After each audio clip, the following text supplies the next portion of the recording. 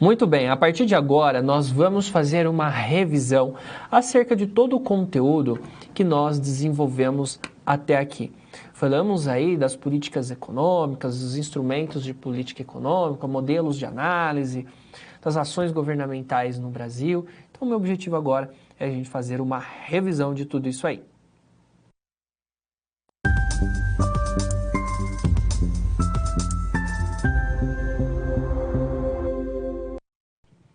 É importante fazermos essa revisão para que você saiba quais são as competências que nós buscamos que você desenvolva ao estudar este conteúdo.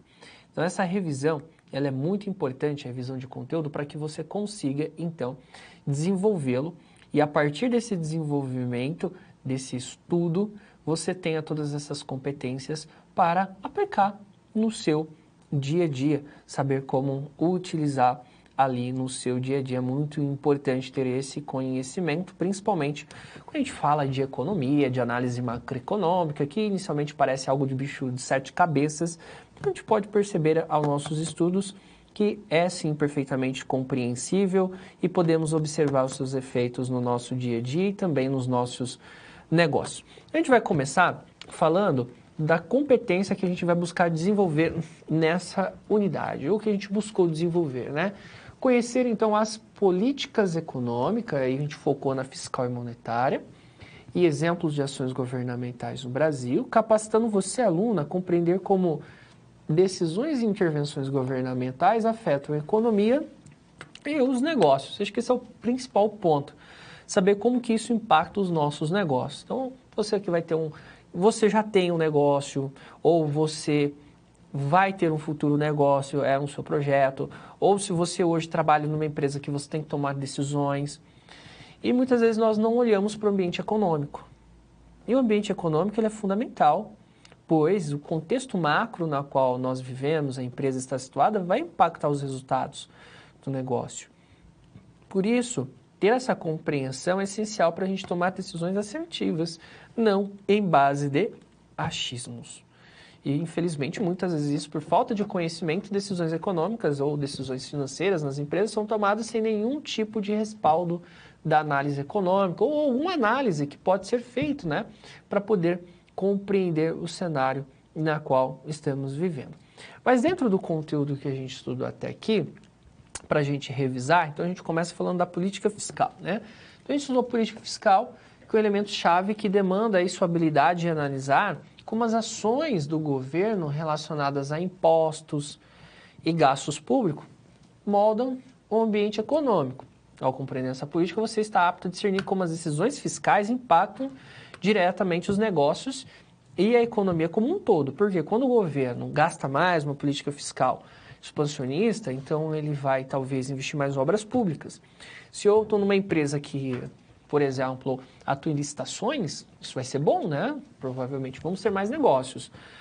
Agora, se é um governo que talvez vai aplicar uma austeridade fiscal, porque o governo está muito endividado, então é menos dinheiro circulando, é menos obras públicas, é menos concurso, diminui o tamanho da máquina pública. Talvez o governo ele pode aumentar os impostos, então eu posso pagar mais imposto de renda, mais imposto sobre consumo. Isso é menos renda disponível para nós, é menos renda para as empresas, é menos lucro, é menos investimento. Então isso vai impactar diretamente. Eu preciso estar antenado aos noticiários para saber o que o governo está fazendo e como que isso vai impactar a minha empresa, o meu negócio. Tá? Então a política fiscal ela é importante porque ela afeta principalmente o mercado real de bens e serviços, de transações mesmo, de mercadorias, tá bom? Continuando, agora a gente vai falar da política monetária, que é outra faceta aí bem importante. Dominar esses mecanismos pelas quais o Banco Central ele controla a oferta de moeda e as taxas de juros, permitirá você entender profundamente como essas ações influenciam também a dinâmica econômica e a sua capacidade de análise crítica desse cenário. Então, vimos que o Banco Central ele controla a oferta de moeda, principalmente por meio dos seus instrumentos de política monetária. Quais são esses instrumentos? Nós estudamos. Temos lá o depósito compulsório, que é aquela quantidade de dinheiro que os bancos comerciais são obrigados a deixar junto ao Banco Central. Então, o Banco Central ele aumenta ou diminui essa taxa. Então, você tem que saber que existe esse controle. Temos também as taxas de redesconto, porque o Banco Central ele também empresta dinheiro para o banco comercial. Então, quando ele aumenta a taxa de redesconto, ele aumenta os juros para emprestar dinheiro. Quando ele abaixa o redesconto, ele está abaixando os juros para emprestar dinheiro ao banco comercial. Nós temos os títulos públicos também. O Banco Central no Brasil, ele que compra e vende títulos públicos. Então, o Banco Central, se ele quer fazer uma política expansionista, ele vende títulos públicos baixando os juros. Se é uma política mais contracionista, ele vai fazer o inverso, com o objetivo, então, de controlar a quantidade de dinheiro em circulação, também por meio do mercado de títulos públicos e, por fim, ali, do controle de crédito, determinando ali como que o crédito ele pode ser regulado junto às instituições financeiras. Então, o Banco Central pode deixar o crédito um pouco mais rígido ou flexível, né? Normas, leis, legislações, regras, parâmetros, que vai flexibilizar ou não a disponibilidade de crédito, isso de acordo com a política monetária que for adotada. Tudo bem? Isso impacta os nossos negócios? Impacta. Se o Banco Central, uma política mais contracionista, juros altos, o que vai acontecer? Fica mais caro pegar dinheiro emprestado, por exemplo. Então, eu quero fazer um investimento na minha empresa, preciso comprar máquinas e equipamentos, vou buscar dinheiro no banco, o juros está alto, porque nós temos uma política monetária contracionista sendo adotada. Tem algum objetivo? Tem, talvez controlar a inflação, mas para o empresário é ruim. E também vai ter menos consumo, por quê? Muitas vezes as pessoas vão optar por investir para ter a rentabilidade de um juros mais alto do que consumir. Então, ele vai optar por consumir menos no presente, investir seu dinheiro para aproveitar talvez um juros maior. Agora, o inverso é verdadeiro. Quando o Banco Central faz aquela política mais expansionista, está diminuindo os juros, você vê que o Banco Central está reduzindo a taxa Selic.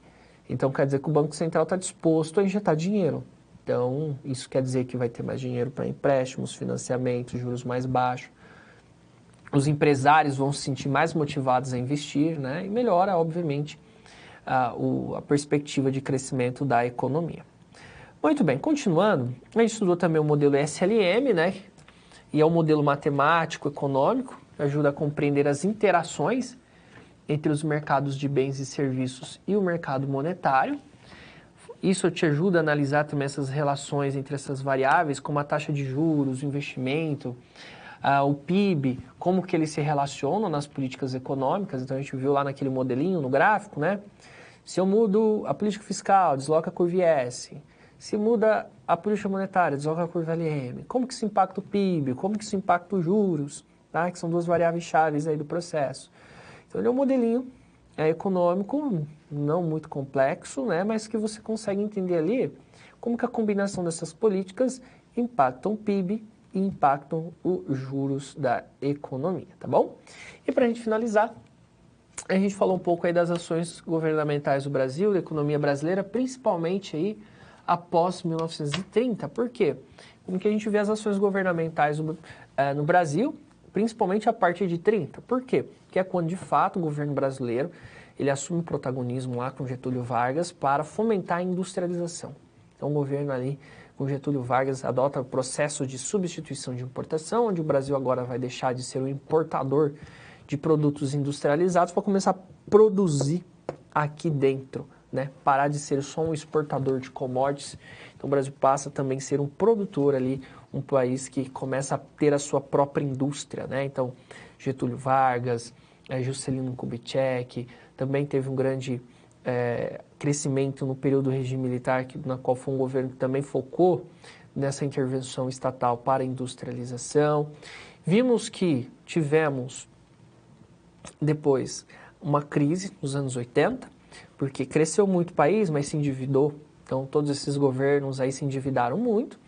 Tivemos uma crise nos anos 80, primeiro e segundo choque de petróleo, e aí que levou a hiperinflação no Brasil também, planos econômicos fracassados, e só com um plano real que o Brasil, de fato, lá em 94, vai ter de volta a estabilidade econômica, né? E nos anos 2000, a partir de 2003, 2004, né, já no primeiro governo Lula, que o Brasil começa a passar por um ciclo novo de crescimento, né, após um período mais de estabilidade ali com o FHC, e pelo boom das commodities, com as políticas adotadas, a manutenção do tripé macroeconômico, o Brasil começa, então, a ter crescimento robusto no início dos anos 2000, recentemente impactado o Brasil aí pela crise da Covid-19, agora o Brasil a partir de 2023, talvez sem pandemias, sem outros impactos importantes internacionalmente falando, o Brasil possa aí buscar caminhos para voltar a crescer e a desenvolver.